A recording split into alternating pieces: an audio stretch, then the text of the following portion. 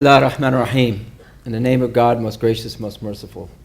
Thank you, Sayyid Mustafa, for hosting this very distinguished, hospitable, warm, and Islamic gathering, where we are told that Islam is here to deliver mercy to humanity because our messenger, Prophet Muhammad sallallahu alaihi wasallam, was sent.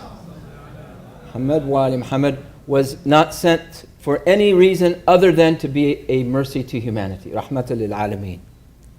And that is what we are supposed to be diving into in this month of Ramadan. Where is that mercy that is in our spirit, because God has breathed from His Spirit into every human being in creation. Whereas some religions believe we are created in the image of God, Muslims believe that we are all created in the Spirit of God. And that is the spirit that we liberate in this month of Ramadan. But Ramadan is really that training ground for working on the issues of mercy, compassion, and justice for the rest of the year. This is where we charge our spiritual batteries to do the real work beyond that. And let me identify 3 areas then for what our work entails. Number 1, our work entails making Islam relevant to our young people. So often we get entangled in the dogma and entangled in the geopolitics of the Middle East and entangled in the politics here of the U.S. that we forget the most important part, and that is the relevance of Islam to young generation. And I was very happy to see Ali come and recite the Quran as he recited one of the most important verses in the Quran. It is from Surah Al-Hujurat, which is basically the surah of social ethics in Islam. It tells us how to be polite, and he started by saying, if you believe in the brotherhood and sisterhood of Islam, then you must reconcile with one another. أُصْلِحُوا ذَاتُ بَيْنَ أَخَوَيْكُمْ. That we have to reconcile. So we seek reconciliation. And let me say one thing about Sayyid Mustafa al-Qazwini. He's a very humble man. He has led the Muslim community in reconciling between Sunni and Shia to say we are one community, we are all Muslims.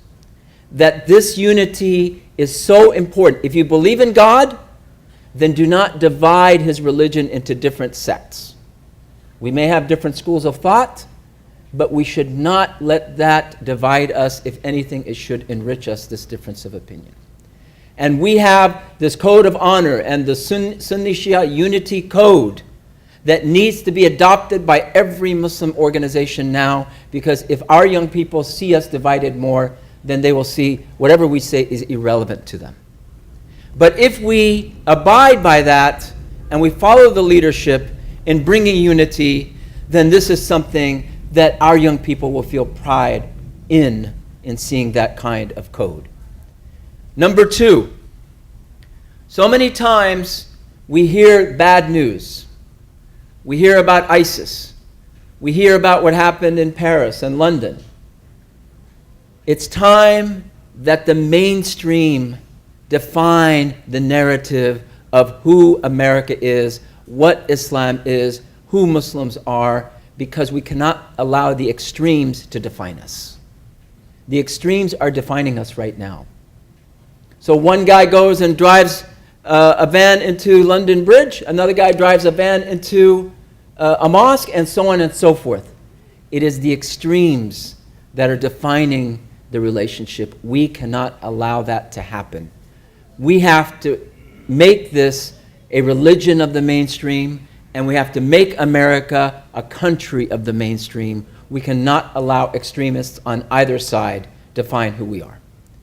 And so many times you hear the extremists say, well, we have to define the enemy by what they are, otherwise we cannot win this war. And then they go and start insulting us and defaming our religion and undermining American moral values. What is important, brothers and sisters, it's not defining your enemy that will win the war, it's defining your allies that will win the war.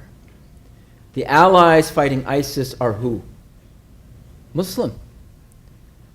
The Muslims now are surrounding ISIS in Mosul.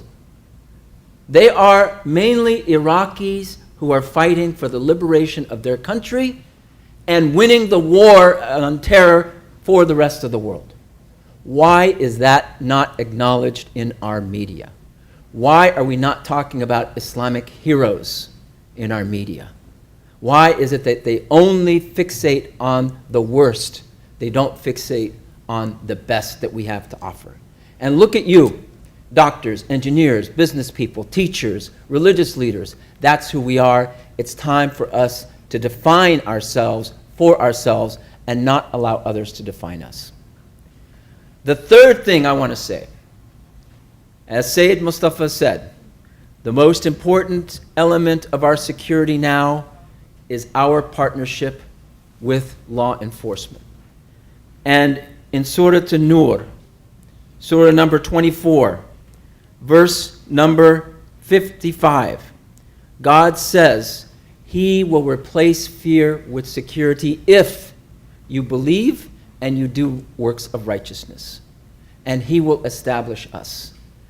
If we work for righteousness, He will establish security for all of us. That righteousness entails the partnership that Sayyid Mustafa talked about with our law enforcement. Our law enforcement officers who put their lives on the line to protect us and protect our Constitution, that is the most important relationship we have today in order to secure our houses of worship.